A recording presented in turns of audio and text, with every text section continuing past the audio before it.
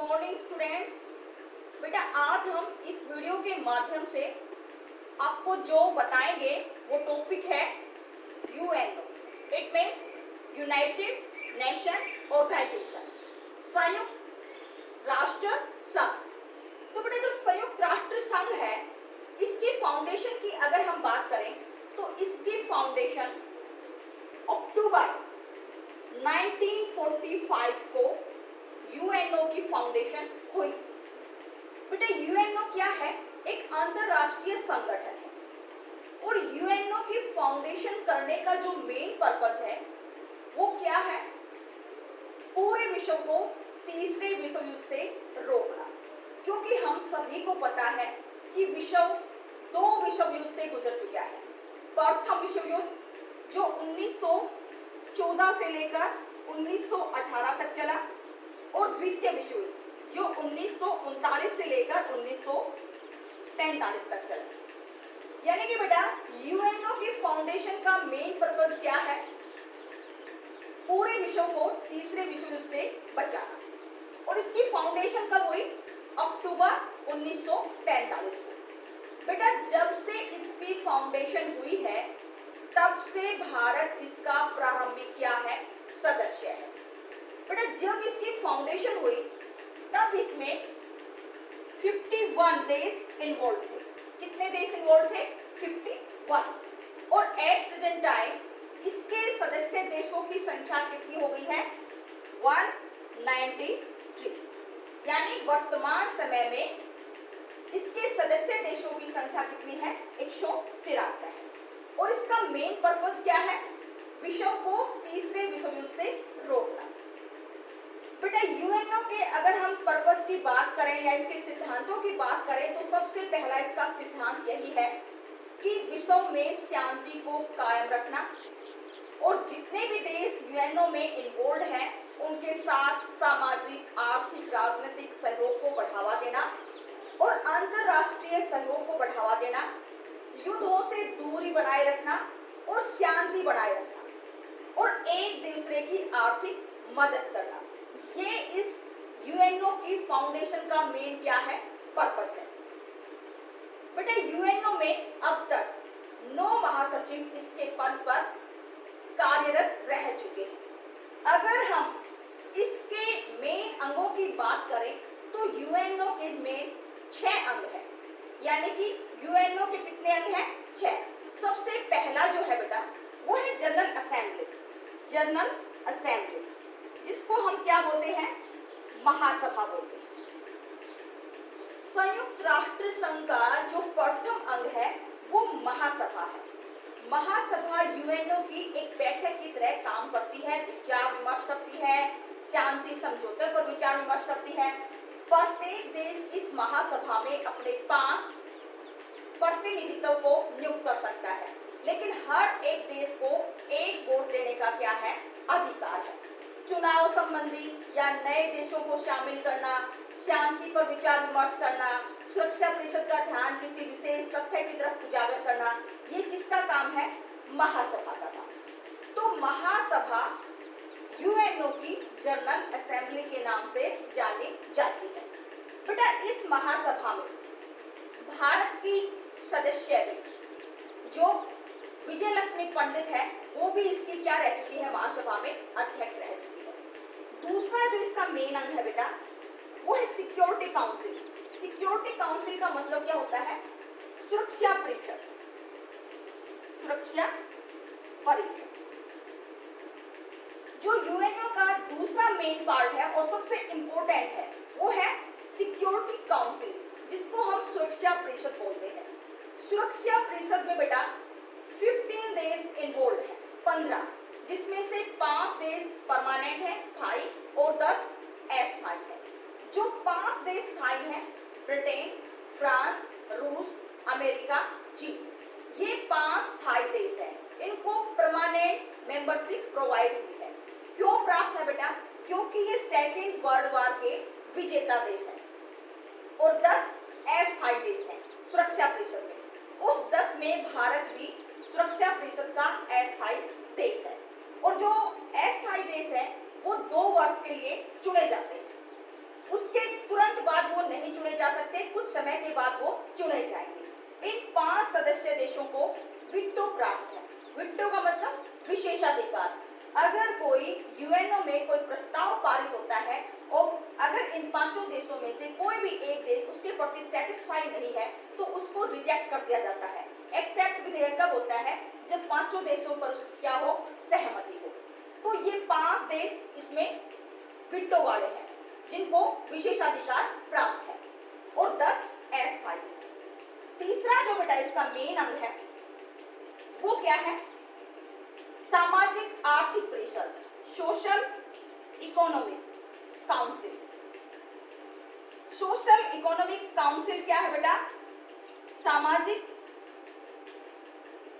आर्थिक परिषद। जो यूएनओ का तीसरा मेन अंग है वो है सामाजिक आर्थिक परिषद। इसमें बेटा वर्तमान समय में कितने देश इन्वॉल्व हैं?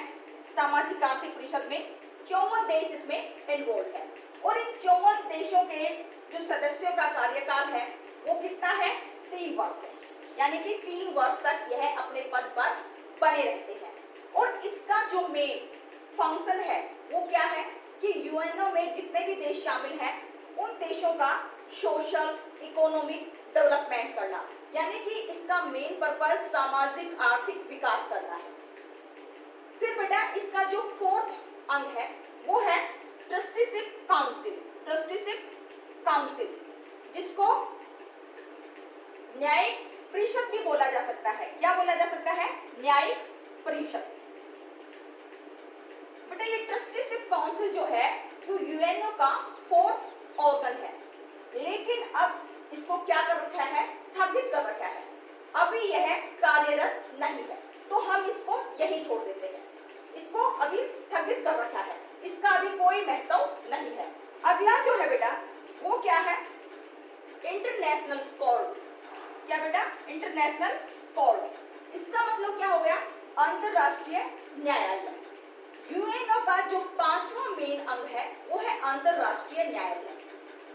जैसे बेटा भारत देश में एक स्टेट का झगड़ा दूसरे स्टेट के साथ है तो यहाँ सॉल्यूशन किसके द्वारा होता है? सुप्रीम कोर्ट के द्वारा। लेकिन अगर एक देश का झगड़ा दूसरे देश के साथ है, मान लीजिए भारत और चीन का मुद्दा है, पाकिस्तान और चीन का है, या भारत और बांग्लादेश का है, या फिर भारत का किसी अन्य देश के साथ है, अगर एक देश का झगड़ा दूसरे देश के साथ है तो उसका सॉल्यूशन कहाँ पर होता है? इंटरनेशनल कोर्ट में, जो कि यूएनओ का 5वां पार्ट है। अंतरराष्ट्रीय न्यायालय जो नीदरलैंड के हेग नामक स्थान पर है। अंतरराष्ट्रीय न्यायालय में बेटा टोटल जो जज होते हैं वो 15 जज होते हैं। कितने होते हैं? 15। और जज का जो कार्यकाल है वो 9 वर्ष है। एक जज कितने साल तक रह सकता है? 9 साल तक। अगर बात करें बेटा क्या अंतरराष्ट्रीय न्यायालय में भारत का व्यक्ति कोई इसका न्यायाधीश रह चुका है तो डॉक्टर नगेंद्र अंतरराष्ट्रीय न्यायालय के जज रह चुके हैं। इसी तरह जनरल असेंबली में भी भारत की नागरिक कौन? विजय लक्ष्मी पंडित इसकी अध्यक्ष रह चुकी है। अब जो इसका लास्ट अंग है बेटा यूएनओ का, वो लास्ट अंग कौन सा है? सचिवालय। कौन सा है?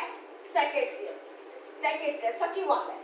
देखो बेटा सचिवालय इनमें क्या है? एक ऑफिस की तरह कार्य करता है और जो सचिवालय का मेन व्यक्ति होता है वो महासचिव होता है, सेक्रेटरी बोलते हैं जिसको। और इस सेक्रेटरी की अपॉइंटमेंट जनरल असेंबली द्वारा की जाएगी, लेकिन किसकी एडवाइस पर?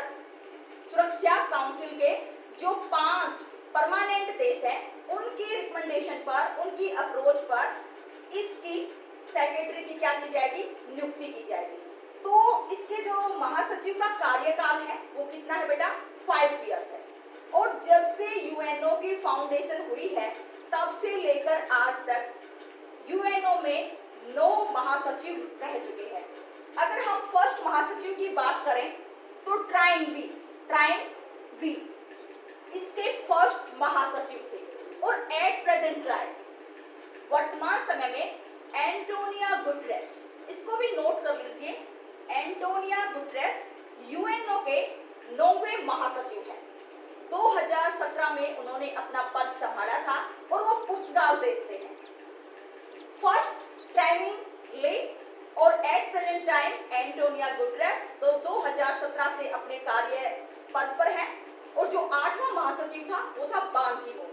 अगर हम सचिव की बात की जाए तो ये सेक्रेटरी है, महासचिव है, कार्यकाल 5 साल है, विचार विमर्श करता है, इसके पास और भी कर्मचारी होते हैं, ठीक है। और इसकी जो अपॉइंटमेंट की जाती है वो किसके द्वारा, महासभा द्वारा की जाती है, लेकिन किसकी सिफारिश पर, जो सिक्योरिटी काउंसिल के 5 स्थायी मेंबर हैं उनके द्वारा।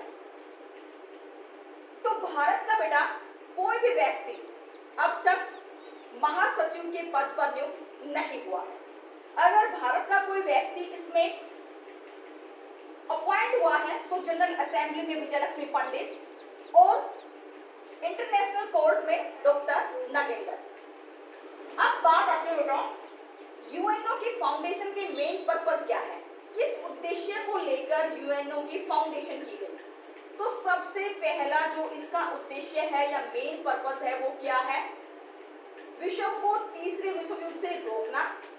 दूसरी बात, जितने भी यूएनओ में देश शामिल हैं उन देशों में आपसी भाईचारा सहयोग की भावना विकसित करना और इन देशों का सामाजिक आर्थिक विकास करना, युद्धों से दूरी बनाए रखना और आपसी सहयोग के माध्यम से अंतरराष्ट्रीय विश्व स्तर पर शांति बनाए रखना। इसके बेटा मेन 6 अंग हैं और 6 में से मेन रोल किसका है, सिक्योरिटी काउंसिल का, सुरक्षा परिषद का। ये थे बेटा सुरक्षा परिषद के मेन 6 अंग। अब बात आती है क्या भारत को भी यूएनओ में स्थायी मेंबरशिप प्रोवाइड होनी चाहिए।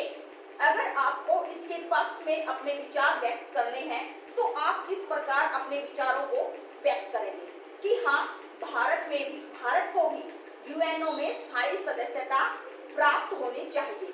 इसके पक्ष में हम जो तर्क देंगे वो इस प्रकार देंगे। सबसे पहले जो इंडिया है बेटा वो विश्व का सबसे बड़ा डेमोक्रेटिक कंट्री है।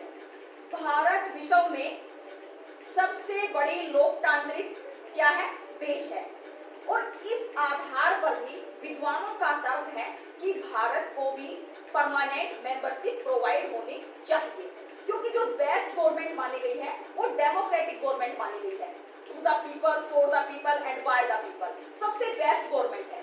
दूसरी बात क्या है बेटा, जब से यूएनओ की फाउंडेशन हुई है, यूएनओ की फाउंडेशन कब हुई थी, अक्टूबर 1945 में।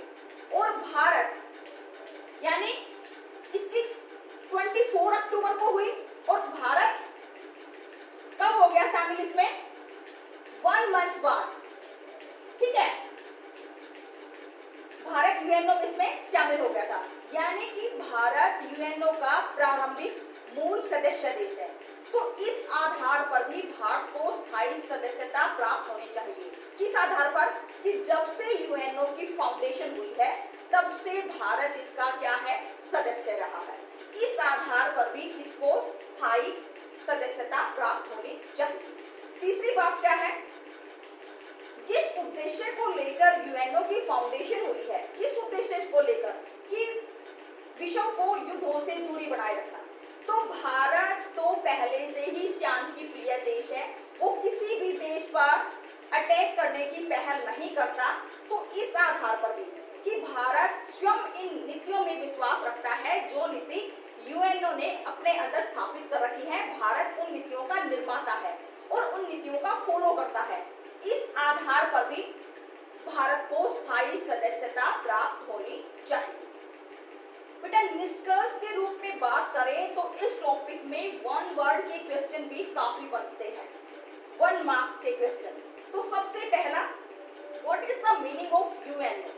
It means United Nation Organisation. फिर बात आती है इसकी फाउंडेशन की डेट, किसकी स्थापना कब हुई, 24 अक्टूबर 1945। फिर अगला क्वेश्चन पुट किया जा सकता है कि क्या भारत यूएनओ का प्रारंभिक सदस्य देश है या बाद में इसमें इन्वॉल्व हुआ है। तो भारत बेटा इसका प्रारंभिक सदस्य देश है। जब यूएनओ की फाउंडेशन हुई तब इसमें कितने तब बेटा इसमें 51 देश इन्वॉल्व थे और एट प्रेजेंट टाइम कितने देश शामिल हैं?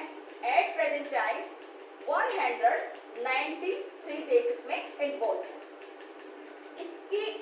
इसके स्थापित करने का फाउंडेशन का मेन पर्पस अंतरराष्ट्रीय शांति बनाए रखना और जो मेन अंग है महासभा में प्रत्येक देश कितने अपने प्रतिनिधि नियुक्त कर सकता है?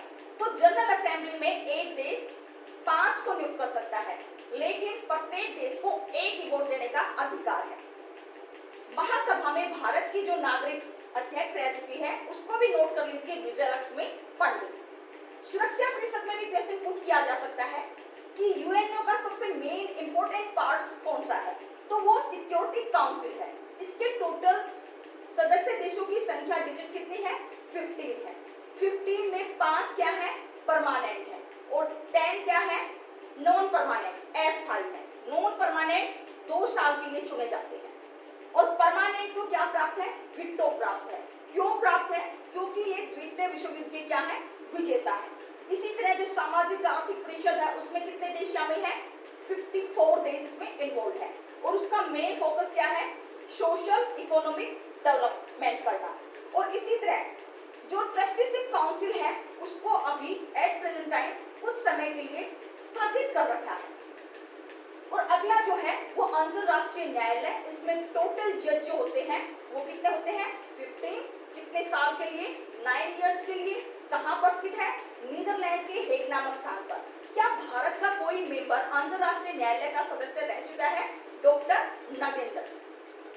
इसी तरह सेक्रेटरी, अब तक इसके जो सेक्रेटरी हुए हैं वो 9 हुए हैं। 9वां अपने कार्य पर कार्यरत है जो पुर्तगाल देश से है। 2017 में उसकी ज्वाइनिंग हुई थी और जिसका नाम है एंटोनिया गुटेरेस। क्या कोई भारत का सदस्य भी सेक्रेटरी रह चुका है? जी नहीं, भारत का कोई भी व्यक्ति इसका सेक्रेटरी नहीं रह चुका। 8वां महासचिव कौन था? 8वां महासचिव बान की मून था। या फिर पहला महासचिव कौन था?